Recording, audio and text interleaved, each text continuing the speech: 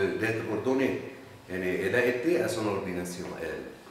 La sœur? Quelle sœur? La femme, une femme dans le quartier. Là. Okay. J'ai été chez elle, elle a 80 ans, comme le père Malouri. Alors, je lui ai demandé des renseignements. Est-ce que vous le connaissez lorsqu'il était encore enfant, petit, jeune?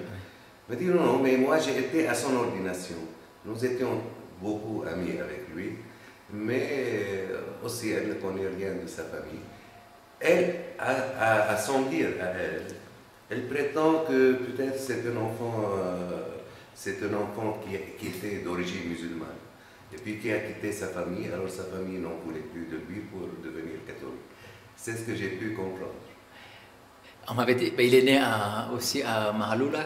C'est pas sûr. C'est pas sûr? C'est pas sûr. On m'a dit qu'il était orphelin, peut-être.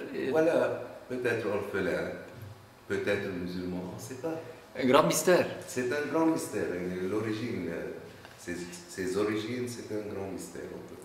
De son vivant, comment vous le décririez, le père Mahaloula? C'est un homme qui aimait travailler jusqu'au bout. Il allait à Soignier, il allait à Lourdes jusqu'au bout.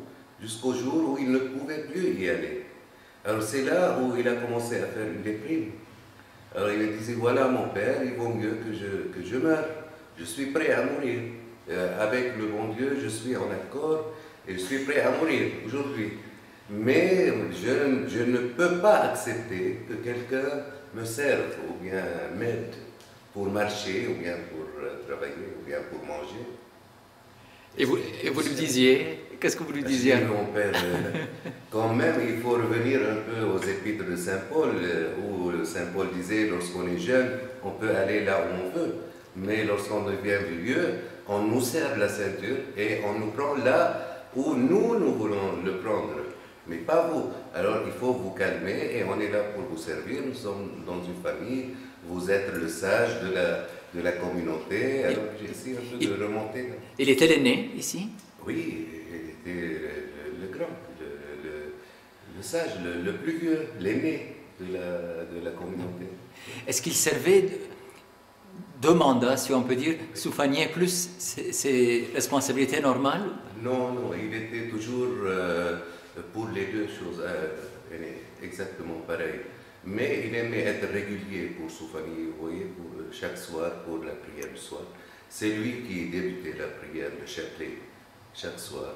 Alors, il fallait qu'il soit là à 5 heures exact. Alors, il regardait sa montre à 5 heures pile et il commençait un peu ça. Voilà. Et à ses funérailles, comment étaient ses funérailles? Les funérailles, on l'a amené de Beyrouth. Il est mort à Beyrouth, vous savez.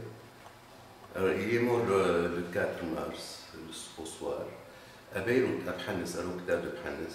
Alors, on m'a contacté, je dis, voilà, il faut faire le nécessaire pour l'emmener ici, parce que c'était une promesse faite aux anciens élèves, qu'au cas où il meurt à Beyrouth, on l'enterre ici.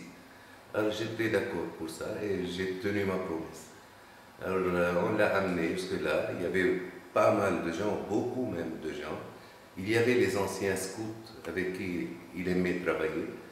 Ils étaient là et en train de se recueillir autour du cercueil et de prier.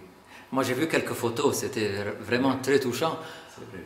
Pour un homme qui était toujours très discret dans un petit coin, j'ai étonné du service. Et... Voilà, alors lui il ne voulait pas de ça. À plusieurs reprises il m'a dit, voilà mon père, moi je ne veux même pas un cercueil. L'argent que vous voulez mettre pour payer le cercueil, donnez-le aux pauvres. Moi, avec un drap, vous me couvrez avec un drap et vous m'enterrez dans la terre.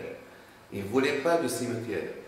Alors que nous, on n'a pas tenu notre promesse envers lui, de ce point de vue-là. Alors on l'a enterré chez les filles de la charité à une certaine période, jusqu'à une certaine période.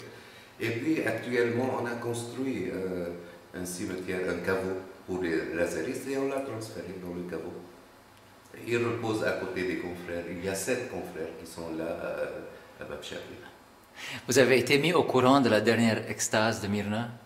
Oui, je n'ai pas été là-bas, oui. Mais j'ai vu et même j'ai traduit j'ai fait une traduction pour le Père Tao. En hollandais?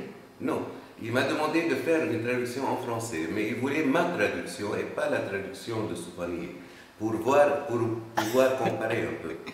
Alors j'ai fait ma traduction et il m'a envoyé un telex comme quoi il a bien reçu.